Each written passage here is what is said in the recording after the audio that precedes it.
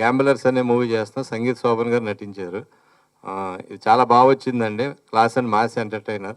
అందరూ చూసి ఆశీర్వదించాలని కోరుచున్నాను. ప్రెస్ వాళ్ళు కూడా ఇంతకుముందు మమ్మల్ని బాగా ఆదరించారు శ్రీవల్లి చేసినప్పుడు. ఇప్పుడు కూడా కొంచెం బాగా ఆదరిస్తారని అనుకుంటున్నాను. థ్యాంక్ యూ అండి. ప్రొడ్యూసర్ సునీత మాట్లాడుతుందండి. Thank you. ఇచ్చేసిన పాత్రికేయ మిత్రులందరికీ నమస్కారం అండి. అంటే మేము రేష్మాస్ బ్యానర్ మీద విజేంద్ర ప్రసాద్ గారి దర్శకత్వంలో శ్రీవల్లి అని ఒక మూవీ తీసాము. మీ అందరికీ తెలుసు. అప్పుడు మీరు అందరూ వచ్చి మాకు చాలా కోఆపరేట్ చేసి మమ్మల్ని చాలా ఎంకరేజ్ చేశారు. రెండో ప్రయత్నంగా మేము ఇప్పుడు ఈ సినిమా తీసామండి, గ్యాంబ్లర్స్. అయితే మాకు కేఎస్కే చైతన్య అని ఒక డెబ్యూ డైరెక్టర్ గారు కొంచెము యంగ్ మైండ్తో తీయాలనే ఉద్దేశంతో ఈ సినిమా తీసామండి. గ్యాంబ్లర్స్ అనేది మీరు చూస్తే దాని గురించి మీకు అర్థమవుతుంది. ఈ గ్యాంబ్లర్స్ మూవీలో మీకు అన్ని రకాల నవరసాలు ఉండేలాగా మేము ప్లాన్ చేసాము. మీకు ఎంటర్టైన్మెంట్ ఉంటుంది, కామెడీ ఉంటుంది, ఫైట్స్ ఉంటాయి, మొత్తం ఉండేలాగా మేము ప్లాన్ చేసామండి. మీరు పాత్రికేయులుగా మీరు మీడియా అంతా లాస్ట్ టైం ఎలా సపోర్ట్ చేశారో ఇప్పుడు కూడా మిమ్మల్ని సపోర్ట్ చేసి ఎంకరేజ్ చేయాలని మిమ్మల్ని అందరు రిక్వెస్ట్ చేస్తున్నానండి. సో ఈ గ్యాంబ్లర్స్ తర్వాత కూడా మేము అప్పటి నుంచి శ్రీవల్లి సినిమా తర్వాత కూడా మేము మూవీస్ చేయాలని కథలు వింటూ వచ్చామండి. కాకపోతే ఏంటంటే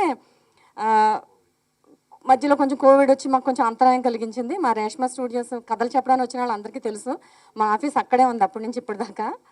సో కొన్ని మంచి సినిమాలు, ఇంకా వేరే సినిమాలు కూడా ప్లాన్ చేశాము. సో దానికి ముందుగా మేము గ్యాంబ్లర్స్ అనేది వర్కౌట్ అవ్వడం జరిగింది. దీని తర్వాత కూడా మేము కొంచెం విగరస్గానే చేయాలని అనుకుంటున్నాము. అయితే మీ అందరి కోఆపరేషన్ నాకు చాలా అవసరం అండి. ఎందుకంటే మా లాంటి కొత్త నిర్మాతలు, చిన్న నిర్మాతల్ని మీ సహకారం లేనిదే మేము పైకి రావడం అనేది చాలా కష్టం. ఇందులో సినిమా గురించి చెప్పాలంటే ఒక డిఫరెంట్ సంగీత్ శోభను చూస్తారు. అబ్బాయి యాక్షన్ కానీ, అబ్బాయి పెర్ఫార్మెన్స్ కానీ విరగదీసేసాడండి. అలాగే ఇందులో వేసిన మిగతా క్యారెక్టర్స్ అన్నీ కూడా చాలా బాగున్నాయి. మీరు అందరూ చూస్తే తెలుస్తుందండి. మూవీ వచ్చిన తర్వాత మీ అందరికీ తెలుస్తుందండి. మేము తీసుకున్న టెక్నీషియన్స్ కూడా ఒక స్పెషల్గానే తీసుకున్నాము.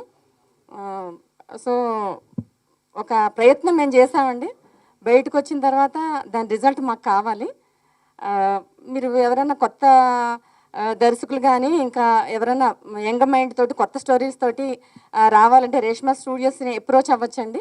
మీ మీడియా ద్వారా నేను అందరికీ రిక్వెస్ట్ చేసుకుంటున్నాను. కమర్షియల్ సినిమాలు మామూలుగా తీయాలని అనుకున్నాము, తీస్తాము కూడా.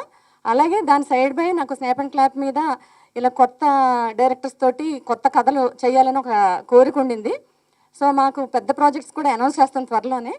అప్పుడు కూడా మీ అందరి సహకారం మాకు ఇలాగే ఉండాలని, కోఆపరేట్ చేయాలని కోరుకుంటున్నానండి. ఈ మీడియా మిత్రులందరూ వచ్చి ఇక్కడ మా ట్రైలర్ లాంచ్కి వచ్చి మమ్మల్ని ఇలా ఆశీర్వదించినందుకు చాలా థ్యాంక్స్ అండి. థ్యాంక్ యూ వెరీ మచ్ అండి. ఇప్పుడు మా డైరెక్టర్ గారు మాట్లాడతారు. మనకి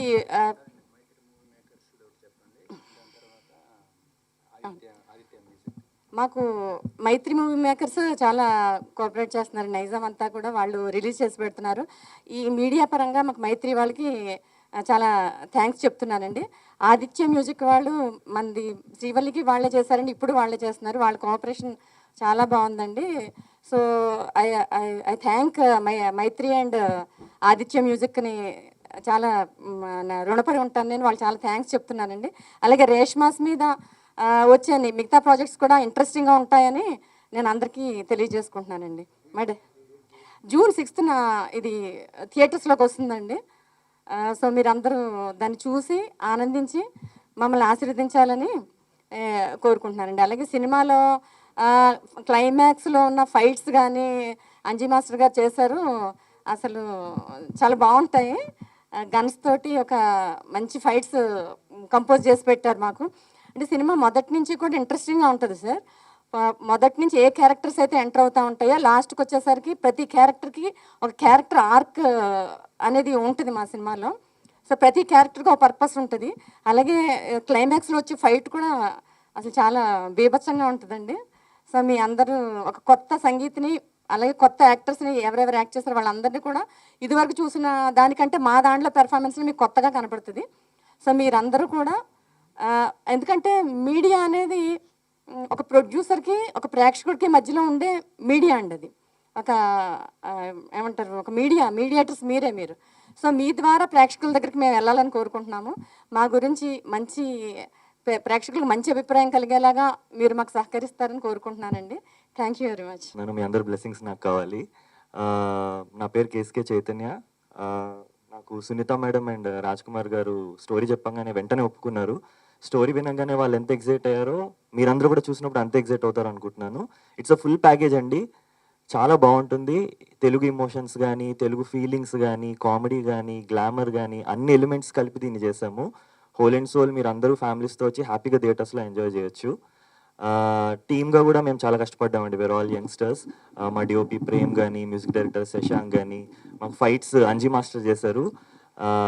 చాలా బాగుంటుందండి. ఫిల్మ్ మొత్తం మీరు ఎంగేజ్ అవుతారు.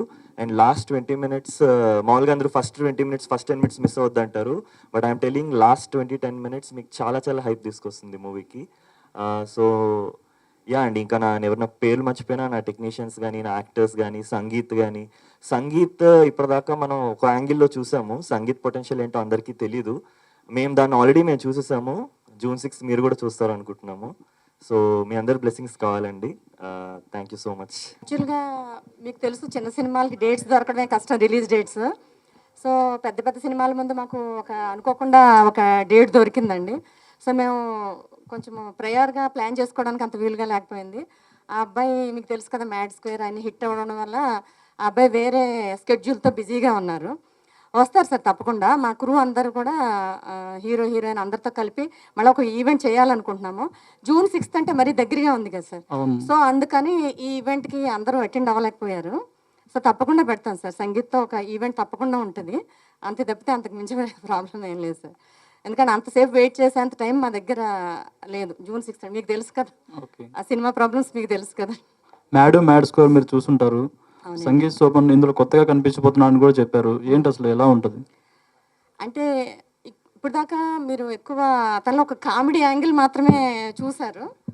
ఇందులో ఒక పెర్ఫార్మెన్స్ వైజ్ ఆయన యాక్షన్ మేము చేసినప్పుడు చూస్తేనే, అంటే నేను ఒక ప్రేక్షకురాలుగా చెప్తున్నానండి, ఆయనలో ఈ యాంగిల్ ఉంది, ఎంత బాగా పెర్ఫామ్ చేయగలుగుతాడా అని నాకు చాలా ఆశ్చర్యం వేసిందండి. సో ఆ యాంగిల్ మీరు ఇందులో చూస్తారు.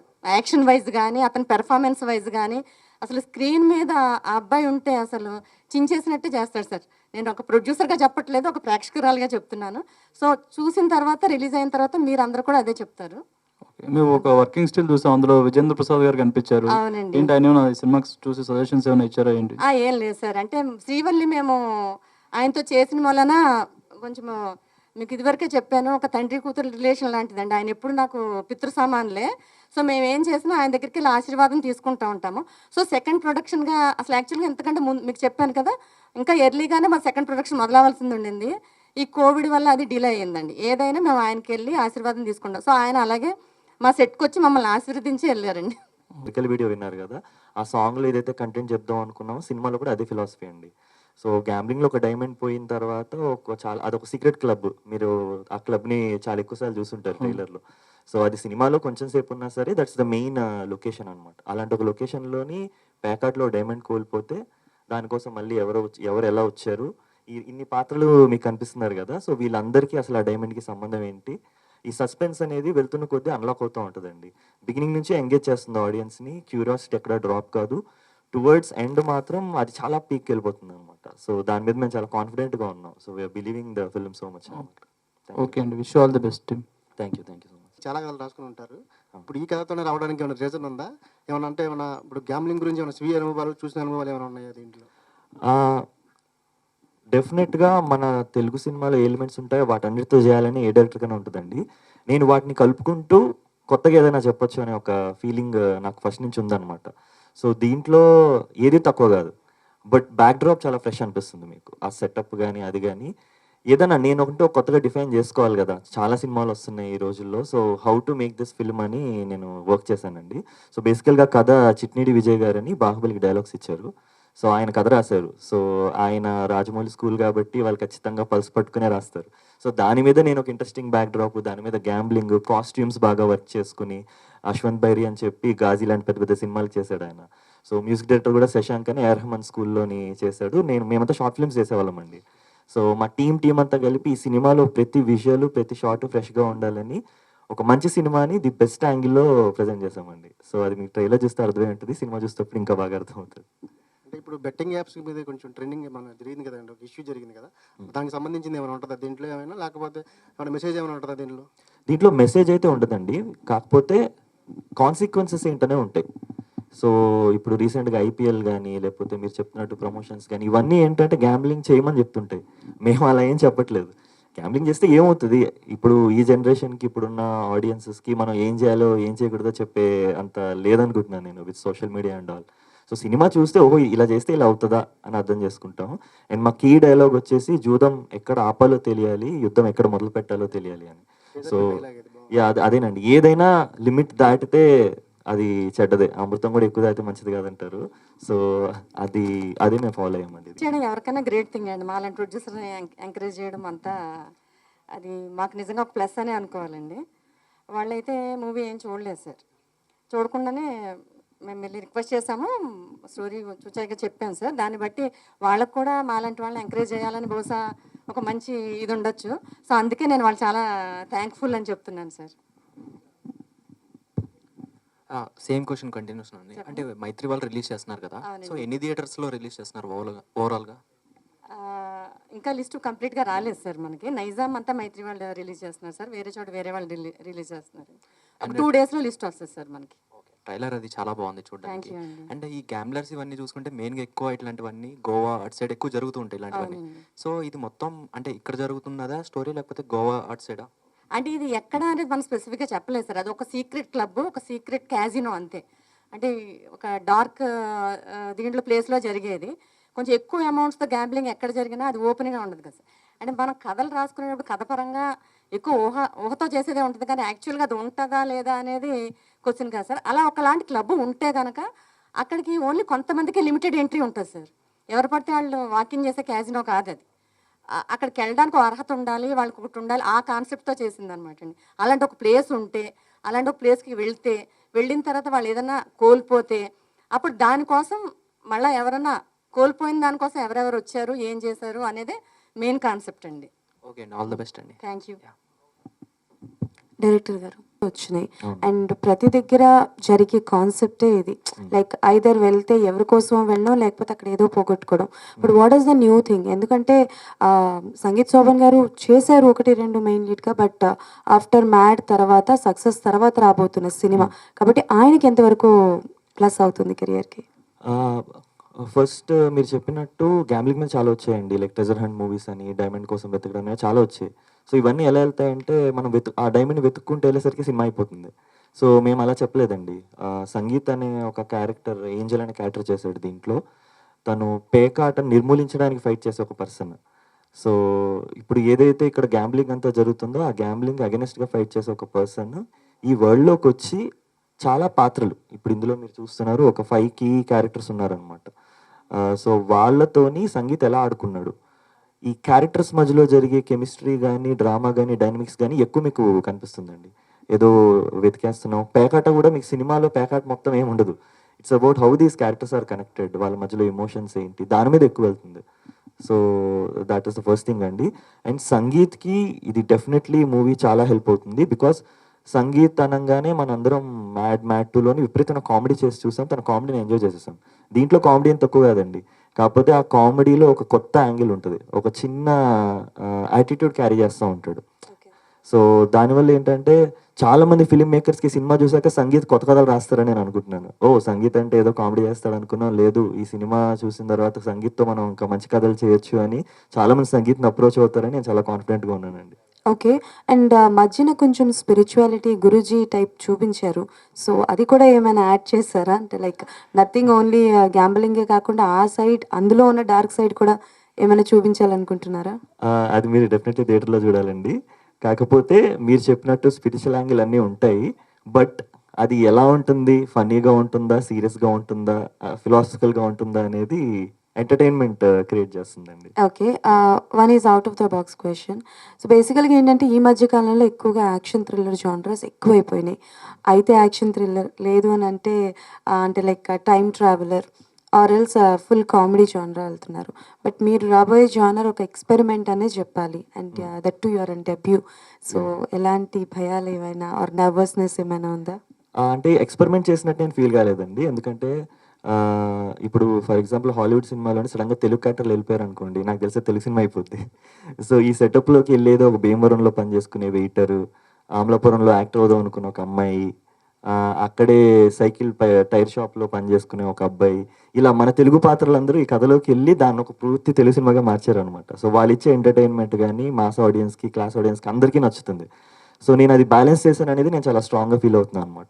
ఓన్లీ ఎక్స్పెరిమెంట్ చేసేసి జనాలకు బోర్ కొట్టించే ఉద్దేశం నాకు లేదు. Because it has to be a overall entertainer.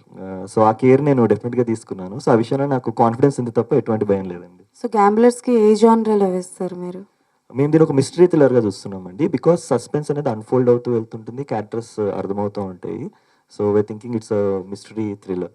So బాగుంటుంది. It's a fresh experience for everyone. So mystery thriller, I'm sorry కొంచెం లెందీ అవుతుంది, బట్ స్టిల్. పర్లేదండి, చెప్పండి. సో మిస్టరీ థ్రిల్లర్స్ అనగానే స్క్రీన్ ప్లే అన్నది వెరీ ఇంపార్టెంట్. ఈ మధ్యకాలంలో స్క్రీన్ ప్లేస్ని ఎక్కువగా చూస్తున్నారు, ఎక్కువగా అబ్జర్వ్ చేస్తున్నారు. కాబట్టి దానికి సంబంధించి ఎలాంటి జాగ్రత్తలు తీసుకున్నారు? సో బేసికలీ నేను డెఫినెట్లీ నాకు ఇది ఫస్ట్ సినిమా కాబట్టి విజయ్ చిట్నిడి గారిని, ఆయన మన బాహుబలి టీంలో ఆయన వర్క్ చేశారండి. He gave dialogues to it. ఆయనే నా గురువు గారు. సో నేను కంగారు పడిపోయి నేనే స్క్రీన్ ప్లే రాసేద్దామనే ఉద్దేశం పెట్టుకోకుండా నేను ఒక వర్షన్ రాసుకుని ఆయనతో కూర్చుని దాన్ని స్క్రిప్ట్ డాక్టరింగ్ అంటారు. సో ఇది కరెక్టేనా, ఇలా వెళ్ళొచ్చా, వెళ్ళకూడదా అనేది మొత్తం ఆయన గైడెన్స్లో చేశానండి. సో స్క్రీన్ ప్లే విషయంలో చాలా హెల్ప్ తీసుకున్నాను. అండ్ ఎడిటింగ్ అప్పుడు కూడా చాలా క్రాస్ చెక్ చేసుకుని మల్టిపుల్ లైక్ ఫీడ్బ్యాక్స్ తీసుకుని సో దాన్ని చాలా కేర్ఫుల్గా డీల్ చేసామండి. Okay, anyways all the best అండి. థ్యాంక్ యూ అండి, thank you so much. And music గురించి ఒకసారి చెప్తారా డైరెక్ట్గా? అంటే ఆదిత్య మ్యూజిక్ వాళ్ళకి ఇచ్చారు కదా, సో ఎలా ఉండబోతుంది మ్యూజిక్ అనేది? ఇటువంటి వాటికి పర్టికులర్గా బ్యాక్గ్రౌండ్ స్కోర్ అనేది చాలా ఇంపార్టెంట్. అవునండి. సో బేసిక్గా శశాంక్ తిరుపతి అని తను ఇంతకుముందు అలనాటి రామచంద్రుడు ఒక సినిమా చేశాడు. దాని ముందు ఏఆర్ రెహమాన్ స్కూల్లో చదువుకున్నాడు అనమాట. సో నాకు మామూలుగా ఫస్ట్ నుంచి ఏఆర్ రెహమాన్ మ్యూజిక్ చాలా ఇష్టం. అది ఏ జానర్కి ఎలాంటి మ్యూజిక్ కొడతారు అనేది మనం చెప్పలేం, దేనైనా దేంట్లోకైనా ఫిట్ చేస్తారు. సో ఈ అబ్బాయికి కూడా ఏఆర్ రెహమాన్ చాలా ఇష్టము, నాకు ఇష్టము. సో మేము బిగినింగ్ కూర్చున్నప్పుడే ఈ సినిమాని ఎంత కొత్తగా చూపించవచ్చు, ఎంత ఫ్రెష్ సౌండింగ్ ఇవ్వచ్చు. యూజువలీ మనం చూసే సినిమా సౌండింగ్లే మళ్ళీ రిపీట్ అవుతూ ఉంటాయి అనే ఫీలింగ్ ఉంటుంది. అది లేకుండా ప్రొడ్యూసర్ సపోర్ట్తోని ఇన్స్ట్రుమెంట్స్ అవి మంచిగా వాడి చాలా స్టడీ చేసామండి. వెస్టర్న్ మ్యూజిక్ కానీ, కౌబాయ్ మ్యూజిక్స్ కానీ ఇవన్నీ స్టడీ చేసి దాన్ని ఇండియనైజ్ చేసుకున్నాం, అడాప్ట్ చేసుకున్నాం. సో దానివల్ల అండ్ ఆదిత్య మ్యూజిక్ వాళ్ళు కూడా అసలు మ్యూజిక్ వినంగానే ఇమ్మీడియట్లీ దే సెడ్ ఎస్. అసలు ఇంకా క్వశ్చన్స్ లేవు. అంటే మామూలుగా ఏది ఉంది ఏంటి ఇలా చాలా ఇంటర్వ్యూస్ ఉంటాయి కదా, ఇది ఫ్రెష్ మ్యూజిక్, ఇది ఆదిత్యలో ఉండాలని వాళ్ళు ఫిక్స్ అయిపోయారు. లైక్ చూడగానే బయటకు వచ్చేసి ఎస్ చెప్పారు. సో ఆదిత్య మ్యూజిక్ వాళ్ళకి ఐఎమ్ వెరీ థ్యాంక్ఫుల్. అండ్ మన మ్యూజిక్ డైరెక్టర్నే కాదండి, నాకు CG VFX అని VFX సునీల్ అని ఒక అతను చేశారు. ఆయన గామి ఫిలింకి రీసెంట్గా గామి కూడా ఇలాగే ఒక మంచి విశ్వక్సేన్తో ఒక మూవీ వచ్చింది, బాగా వెళ్ళింది. దానికి VFX చేసిన అతనే మాకు కూడా VFX చేశాడు. ప్రేమ్ అని is a very good DOP. Editor Arjun రెడ్డికి ఎడిటింగ్ చేశారు ఆయన, శశాంక్ మలి అని. సో ఆయన మాకు ఎడిటింగ్ హెల్ప్ చేశారు. And sound design Suresh garu కానీ are all team everybody is have done very well అండి. అంటే every work will be different, కొత్త వర్క్ మీరు చూస్తారు, అది డెఫినెట్లీ ప్రామిస్ చేయగలుగుతాను. అండ్ సునీత గారు, ఎందుకని పర్టికులర్గా June 6th థియేటర్స్కి రావాలనుకుంటున్నారు? సార్ ఒక సినిమాకి డేట్ రావడం అనేది మన చేతుల్లో ఉండదు సార్. ముందు పెద్ద పెద్ద సినిమాలు ఉన్నాయి, అవన్నీ చూసుకొని మాలాంటి వాళ్ళు రావాల్సి ఉంటుంది. ఆ రకంగా అటు ఇటు చూస్తే నాకు June 6th దొరికింది సార్. సో అందువల్ల June 6th రావాల్సి వస్తుంది. ఉన్నారా మీ ఫ్రెండ్స్ దగ్గర గట్ట? నేను నాకు ముందు అసలు ప్యాకెట్ ఆడడం రాదండి. కానీ దానివల్ల విక్టిమ్స్ నేను చాలామందిని చూశానండి, నా ఫ్రెండ్స్లోనే, నా సర్కిల్లో, మా ఫ్యామిలీలో కూడా. లైక్ చాలా చూసాను నేను. జూదం వల్ల నష్టపోయిన వాళ్ళని చూశాను. ఆ పెయిన్ చాలా దారుణంగా ఉంటుందండి. అంటే సడన్గా ఒక పీక్కి వెళ్ళిపోయి అంత వచ్చేసింది, నాకు 10 లక్షలు వచ్చింది, ఇంకొక 2 పెట్టానంటే 20 వస్తుంది అన్న దగ్గర మొత్తం అంతా పోద్ది. ఆ పెయిన్ అంటే కొంతమంది ఎందుకు లైఫ్ చేంజింగ్ డెసిషన్స్ తీసుకుంటారంటే దాన్ని మనం ఎక్స్పీరియన్స్ చేయలేం. అంటే ఆడొచ్చేమో నాకు తెలియదు కానీ ముందు అసలు ఆడితే ఏమవుతుందో తెలుసుకోవాలి. సో అది నేను తెలుసుకుని దాన్ని దీంట్లో ఇన్కార్పొరేట్ చేశానండి. ఓకే, ఒకవేళ మూవీ చూసినప్పుడు గ్యాంబ్లింగ్ ఆడేవాళ్ళు మారే అవకాశం ఏమైనా ఉందంటారా? అదే నేను చెప్తున్నా కదా, మనం ఎన్ని మోరల్స్ చెప్పినా, ఎంత ఫిలాసఫీ చెప్పినా చేయాల్సిన వాళ్ళు చేస్తారండి. సో మనం టర్మ్స్ అండ్ కండిషన్స్ అప్లైడ్ అని పెట్టి ఇది ఇలా జరుగుద్ది, మీరు ఏం చేస్తారో చేయండి అని చెప్పడం తప్ప మనం ఏం చేయలేము. బట్ నేనేమి బిలీవ్ చేస్తున్నా అంటే అట్లీస్ట్ కొంతమంది అయినా కరెక్టే కదరా, ఎవడో ఒక్క తీసుకున్న డెసిషన్ వాళ్ళు ఇంతమంది లైఫ్స్ ఇలా అయిపోయి ఏంటి అంటే ఇప్పుడు ఒకళ్ళు గ్యాంబ్లింగ్ ఆడితే నష్టపోయే దాంట్లో వాళ్ళ ఫ్యామిలీ ఉంటారు, ఫ్రెండ్స్ ఉంటారు, చాలామంది ఉంటారు. సో ఈ సినిమాలో చాలామంది విక్టిమ్స్ ఉంటారు. వాళ్ళని చూసి అయినా సరే అరే సార్ నేను ఏదో నా సరదా కోసం ఆడాను, బట్ నా వల్ల నా పేరెంట్స్, నా ఫ్రెండ్స్, నా ఫ్యామిలీయో, నా వైఫ్, నా పిల్లలు ఎవరో ఒకరు ఎఫెక్ట్ అవుతారు కదా అనుకుంటే నేను చాలా హ్యాపీ. బట్ అది మన చేతిలో లేదు కదండి. రాజ్ కుమార్ గారు, మీరు ఎప్పుడైనా వెళ్ళారా సార్ గోవా వెళ్ళి క్యాష్నో కానీ తీనిపత్తిలు